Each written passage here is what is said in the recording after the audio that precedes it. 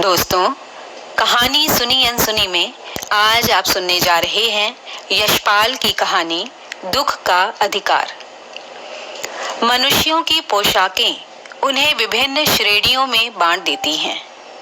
प्रायः पोशाक ही समाज में मनुष्य का अधिकार और उसका दर्जा निश्चित करती है। वह हमारे लिए अनेक बंद दरवाजे खोल देती है, परंतु कभी ऐसी भी परिस्थिति आ जाती है कि हम जरा नीचे झुककर समाज की निचली श्रेणियों की अनुभूति को समझना चाहते हैं। उस समय यह पोशाक ही बंधन और अड़चन बन जाती है। जैसे वायु की लहरें कटी हुई पतंग को सहसा भूमि पर नहीं गिर जाने देती, उसी प्रकार खास परिस्थितियों में हमारी पोशाक हमें झुक सकने से रोके रहती है। बाजार में फुटपाथ पर कुछ खरबूजे डलिया में और कुछ जमीन पर बिक्री के लिए रखे जान पड़ते थे। खरबूजों के समीप एक अधेड़ उम्र की औरत बैठी रो रही थी। खरबूजे बिक्री के लिए थे, परंतु उन्हें खरीदने के लिए कोई कैसे आगे बढ़ता। उन्हें बेचने वाली तो कपड़े से मुंह छिपाए और सिर को घुटनों पर रखे फफक फफक कर रो रही थी। पड़ोस की दुकानों के तख्तों पर बैठे या बाजार में खड़े लोग घृणा से उसी स्त्री के संबंध में बात कर रहे थे। उस स्त्री का रोना देखकर मन में एक व्यथा सी उठी, पर उसके रोने का कारण जानने का उपाय क्या था। फुटपाथ पर उसके समीप बैठ सकने में मेरी पोशाक ही व्यवधान बनकर खड़ी हो गई। एक आदमी ने घृणा से एक तरफ थूकते हुए कहा, क्या जमाना है, जवान लड़के को मरे पूरा दिन नहीं बीता और ये बेहया दुकान लगा के बैठी है। दूसरे साहब अपनी दाढ़ी खुजाते हुए कह रहे थे, अरे जैसी नीयत होती है अल्लाह भी वैसी ही बरकत देता है। सामने के फुटपाथ पर खड़े एक आदमी ने दिया सलाई की तीली से कान खुजाते हुए कहा, अरे इन लोगों का क्या है, ये रोटी के टुकड़े पर जान देते हैं। इनके लिए बेटा बेटी धर्म ईमान सब रोटी का टुकड़ा है। परचून की दुकान पर बैठे लाला जी ने कहा, अरे भाई, उनके लिए मरे जिए का कोई मतलब ना हो, पर दूसरे के धर्म ईमान का तो ख्याल करना चाहिए। जवान बेटे के मरने पर 13 दिन का सूतक होता है और यहाँ सड़क पर बाजार में आकर खरबूजे बेचने बैठ गई। 1000 आदमी आते जाते हैं, कोई क्या जानता है कि इसके घर में सूतक है। कोई इसके खरबूजे खा ले तो उसका ईमान धर्म कैसे रहेगा, क्या अंधेर है। पास पड़ोस की दुकानों से पूछने पर पता लगा उसका 23 साल का जवान लड़का था। घर में उसकी बहू और पोता पोती हैं। लड़का शहर के पास 1.5 बीघा जमीन पर कछियारी करके परिवार का निर्वाह करता था।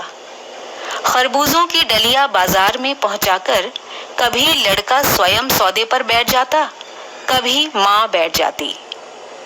लड़का परसों सुबह मुंह अंधेरे बेलों में से पके खरबूजे चुन रहा था। गीली मेड़ की तरावट में विश्राम करते हुए एक सांप पर उसका पैर पड़ गया। सांप ने लड़के को डस लिया। लड़के की बुढ़िया माँ बावली होकर ओझा को बुला लाई। झाड़ना फूकना हुआ, नाग देव की पूजा हुई। पूजा के लिए दान दक्षिणा चाहिए। घर में जो कुछ आटा और अनाज था दान दक्षिणा में उठ गया। माँ, बहू और बच्चे भगवाना से लिपट लिपट कर रोए, पर भगवाना जो एक दफे चुप हुआ तो फिर न बोला। सांप के विष से उसका सारा शरीर काला पड़ गया था। जिंदा आदमी बिना वस्त्र के रह सकता है, परंतु मुर्दे को कैसे विदा किया जाए बिना कपड़ों के। उसके लिए तो बजाज की दुकान से नया कपड़ा लाना ही होगा, चाहे उसके लिए माँ के हाथों की छन्नी ककना ही क्यों न बिक जाए।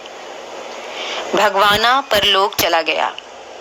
घर में जो कुछ चूनी भूसी थी सो उसे विदा कराने में चली गई। बाप नहीं रहा तो क्या, लड़के सुबह उठते ही भूख से बिलबिलाने लगे। दादी ने उन्हें खाने के लिए खरबूजे दे दिए, लेकिन बहू को क्या देती? बहू का शरीर बुखार से तवे की तरह तप रहा था। अब बेटे के बिना बुढ़िया को दुअन्नी चवन्नी भी कौन उधार देता? बुढ़िया रोते रोते और आंखें पोंछते पोंछते भगवाना के बटोरे हुए खरबूजे डलिया में समेटकर बाजार की ओर चली। और चारा भी क्या था? बुढ़िया खरबूजे बेचने का साहस करके आई थी, परंतु सिर पर चादर लपेटे, सिर को घुटनों पर टिकाए हुए फफक फफक कर रो रही थी। कल जिसका बेटा चल बसा, आज वह बाजार में सौदा करने चली है। उस पुत्र वियोगिनी के दुख का अंदाजा लगाने के लिए पिछले साल अपने पड़ोस में पुत्र की मृत्यु से दुखी माता की बात मैं सोचने लगा।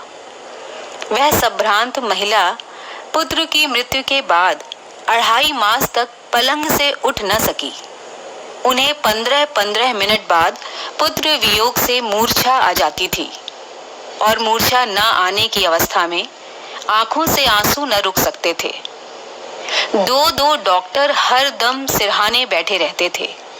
हर दम सिर पर बर्फ रखी जाती थी।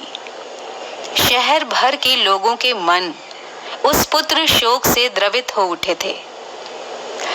जब मन को सूझ का रास्ता नहीं मिलता तो बेचैनी से कदम तेज हो जाते हैं। उसी हालत में नाक ऊपर उठाए राह चलतों से ठोकरें खाता मैं चला जा रहा था। सोच रहा था, शोक करने, गम मनाने के लिए भी सहूलियत चाहिए और दुखी होने का भी एक अधिकार होता है।